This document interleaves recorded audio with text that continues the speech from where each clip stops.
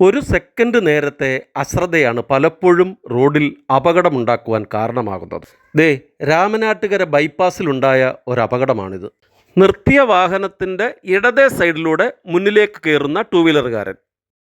നമുക്ക് മുൻപേ പോകുന്ന വാഹനം വേഗത കുറയ്ക്കുകയോ നിർത്തുകയോ ചെയ്യുമ്പോൾ തൊട്ടുപിറകിൽ വരുന്ന വാഹനത്തിൻ്റെ ഡ്രൈവർ മുന്നിലത്തെ വാഹനം എന്തിനാണ് നിർത്തിയത് എന്ന് മനസ്സിലാക്കാതെ കിട്ടുന്ന വഴിയെ മുന്നോട്ട് എടുക്കുന്നത് ഒരു പക്ഷേ ഡ്രൈവർക്കോ റോഡിലുള്ള മറ്റുള്ളവർക്കോ ജീവൻ തന്നെ നഷ്ടപ്പെടാൻ സാധ്യതയുള്ള അവസ്ഥയുണ്ടാക്കിയേക്കാം.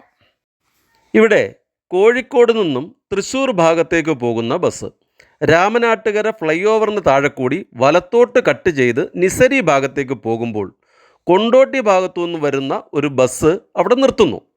ഇതിൻ്റെ പിറകിൽ വരുന്ന ഒരു ടൂ വീലറുകാരൻ നിർത്തിയ ബസ്സിനെ ഇടത് സൈഡിലൂടെ ഓവർടേക്ക് ചെയ്ത് കയറി ആക്സിഡൻ്റ് ഉണ്ടാക്കുന്നു.